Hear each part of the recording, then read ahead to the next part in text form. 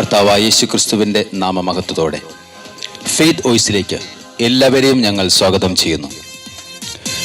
എഫേസോസുകാർക്ക് എഴുതിയ ലേഖനം 3-ാം അധ്യായം 16-ാം തിരുവചനം ഇങ്ങനെ വ്യക്തമാക്കുന്നു: അവിടുത്തെ മഹത്വത്തിന്റെ സമ്പന്നതയ്ക്ക് യോജിച്ച വിധം അവിടുന്ന് തന്റെ ആത്മാവിലൂടെ നമ്മുടെ ആന്തരിക മനുഷ്യനെ ശക്തിപ്പെടുത്തണമെന്നും വിശ്വാസം വഴി ക്രിസ്തു നിങ്ങളുടെ ഹൃദയങ്ങളിൽ വസിക്കണമെന്നും നിങ്ങൾ സ്നേഹത്തിൽ വേരുപാകി അടിയുറയ്ക്കണമെന്നും ഞാൻ പ്രാർത്ഥിക്കുന്നു. ക്രിസ്തുവിൽ പ്രിയപ്പെട്ടവരെ, നമ്മുടെ ആന്തരിക മനുഷ്യൻ അനുദിനം ശക്തി പ്രാപിക്കുവാൻ നമുക്ക് ദൈവത്തിന്റെ ആത്മാവ് ആവശ്യമാണ്. ഒരു മനുഷ്യനിൽ ബാഹ്യ മനുഷ്യനും ആന്തരിക മനുഷ്യനും ഉണ്ട്.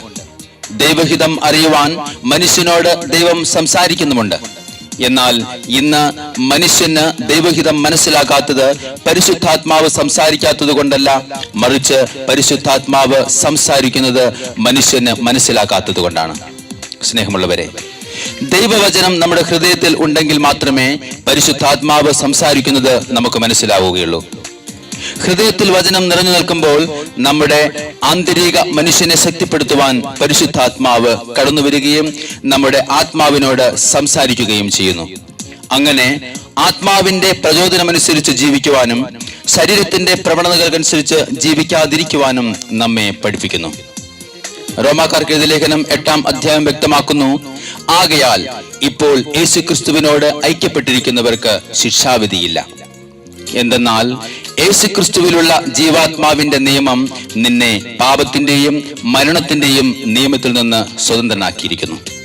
സ്നേഹമുള്ളവരെ, ആന്തരിക മനുഷ്യൻ എന്ന് പറയുന്നത് നമ്മുടെ ആത്മാവും മനസ്സും കൂടി ചേർന്നുള്ളതാണ്. എന്നാൽ ബാഹ്യ മനുഷ്യൻ എന്ന് പറയുന്നത് ശരീരവും മനസ്സും കൂടി ചേർന്നുള്ളതാണ്. ശ്രദ്ധിക്കുക, ആന്തരിക മനുഷ്യനും ബാഹ്യ മനുഷ്യനും ഉപയോഗിക്കുവാൻ മനസ്സ് മാത്രമാണുള്ളത്. അതുകൊണ്ട് ശരീരവും ആത്മാവും അവരുടെ ഇഷ്ടം ചെയ്യുവാൻ മനസ്സിനെ നിർബന്ധിക്കുന്നു. ശരീരത്തിന്റെ പ്രവണതകൾക്കനുസരിച്ച് ജീവിക്കുവാൻ മനസ്സിനെ പ്രേരിപ്പിക്കുന്നു. ആത്മാവ് ദൈവഹിതം പ്രവർത്തിക്കുവാൻ മനസ്സിനെ പ്രേരിപ്പിക്കുന്നു. സ്നേഹമുള്ളവരെ, ദൈവം എപ്പോഴും സംസാരിക്കുന്നത് നമ്മുടെ ആത്മാവിലൂടെയാണ്, പരിശുദ്ധാത്മാവിലൂടെയാണ്. അതുകൊണ്ട് റോമാക്കാർക്ക് എഴുതിയ ലേഖനം 8-ാം അധ്യായം 13-ാം തിരുവചനത്തിലൂടെ പറയുന്നു: ശരീരത്തിന്റെ പ്രവണതകളെ ആത്മാവിനാൽ നിഹനിക്കുന്നെങ്കിൽ നിങ്ങൾ ജീവിക്കും. സ്നേഹമുള്ളവരെ, ക്രിസ്തുവിൽ ആയിരിക്കുന്നവൻ പുതിയ സൃഷ്ടിയാണ്. പഴയത് കടന്നുപോയി, ഇതാ പുതിയത് വന്നു കഴിഞ്ഞു. ഇന്ന് പരിശുദ്ധാത്മാവിന്റെ ശക്തി ഇത് കേട്ടുകൊണ്ടിരിക്കുന്ന സകലരിലും നിറയട്ടെ എന്ന് ഞങ്ങൾ പ്രാർത്ഥിക്കുന്നു. പരിശുദ്ധാത്മാവിന്റെ കുറവുള്ള മേഖലകളിൽ അഭിഷേകത്തിന്റെ ശക്തി അഗ്നിജ്വാല പോലെ വ്യാപിക്കട്ടെ. പരിശുദ്ധാത്മാവേ, ഞങ്ങളെല്ലാ മക്കളിലും പുതു സൃഷ്ടിയായി ഞങ്ങൾ മാറുവാൻ തക്ക വിധമുള്ള അഭിഷേകവും ചൊരിയണമെന്ന് ഞങ്ങൾ പ്രാർത്ഥിക്കുന്നു.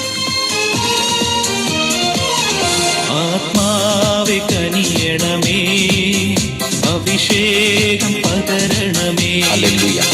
ആത്മാവേ കനിയണമേ, അഭിഷേകം പകരണമേ. അഗ്നിജ്വാല പോലെ, ഇടിമുഴക്കത്തോടെ, അഗ്നിജ്വാല പോലെ ഇടിമുഴക്കത്തോടെ അഗ്നിനാവുകളെന്മേൽ പതിയണമേ, അഗ്നിനാവുകളെന്മേൽ പതിയണമേ. ആത്മാവേ കനിയണമേ, അഭിഷേകം പകരണമേ. ഹല്ലേലൂയ. ആത്മാവേ കനിയണമേ, അഭിഷേകം പകരണമേ. എല്ലാ നാമങ്ങൾക്കും മേലായി നിൽക്കുന്ന യേശു നാമത്തിന്റെ ശക്തിക്ക് മുൻപിൽ വ്യാപരിക്കുവാൻ പരിശുദ്ധാത്മാവേ ഞങ്ങളെ ബലപ്പെടുത്തണമേ. ഞങ്ങളാകുന്ന ഭവനത്തിലേക്ക് കടന്നു വരണമേ. പരിശുദ്ധാത്മാവേ, ഞങ്ങളെ ശക്തിപ്പെടുത്തണമേ. പുതിയ അഭിഷേകം ചൊരിയണമേ.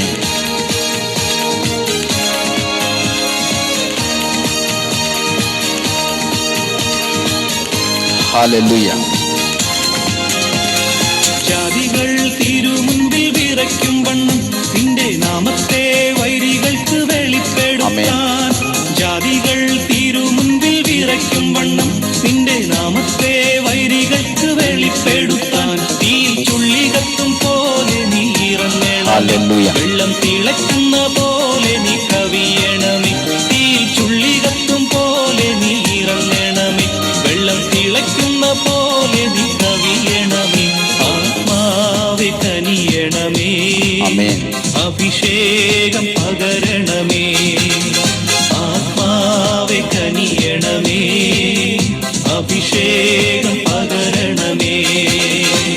പരിശുദ്ധാത്മാവേ ഞങ്ങളിലേക്ക് നിറയണമെന്ന് ഞങ്ങൾ പ്രാർത്ഥിക്കുന്നു.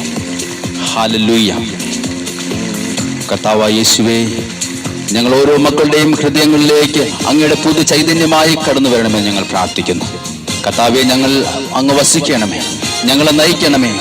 പരിശുദ്ധാത്മാവിന്റെ ശക്തി ഇന്ന് ഞങ്ങളിലുള്ള സകല പാപത്തിന്റെ കെട്ടുകളെയും കത്തിച്ചാമ്പലാക്കുവാൻ കടന്നു വരട്ടെ ഞങ്ങൾ പ്രാർത്ഥിക്കുന്നു. പുതു ചൈതന്യം നിറച്ചുകൊണ്ട് ഞങ്ങളെ നയിക്കണമേ. പരിശുദ്ധാത്മാവേ നിറയണമേ.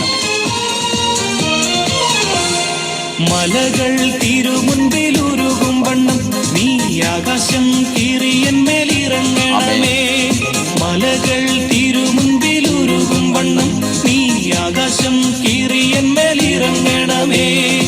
ആലയം പുക കൊണ്ടു നിറഞ്ഞ പോലെ അഗ്നിയാലെന്റെ ഉള്ളം നീ നിറയ്ക്കണമേ. ആലയം പുക കൊണ്ടു നിറഞ്ഞ പോലെ അഗ്നിയാലെന്റെ ഉള്ളം നീ നിറയ്ക്കണമേ.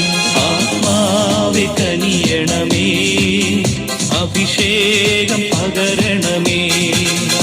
ആത്മാവെ കനിയണമേ, അഭിഷേകം പകരണമേ.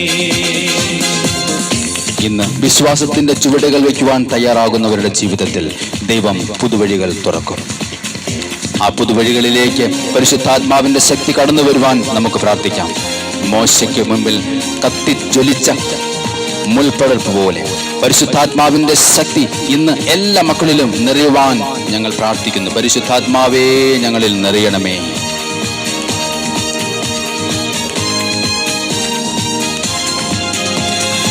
ഇസ്രായേലിൻ ജനത്തിന്റെ വിടുതലിനായി പണ്ട് മോശമേല തീ പകർന്നു കൊടുത്തവനെ.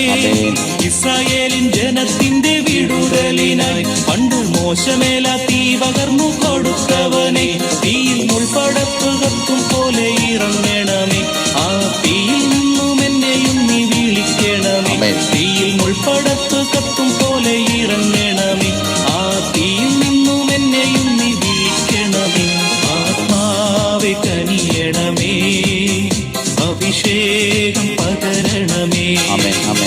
ആത്മാവെ കനിയണമേ, അഭിഷേകം പകരണമേ. അഗ്നിജ്വാല പോലെ ഇടിമുഴക്കത്തോടെ, അഗ്നിജ്വാല പോലെ ഇടിമുഴക്കത്തോടെ അഗ്നിനാവുകളെന്മേൽ പതിയണമേ.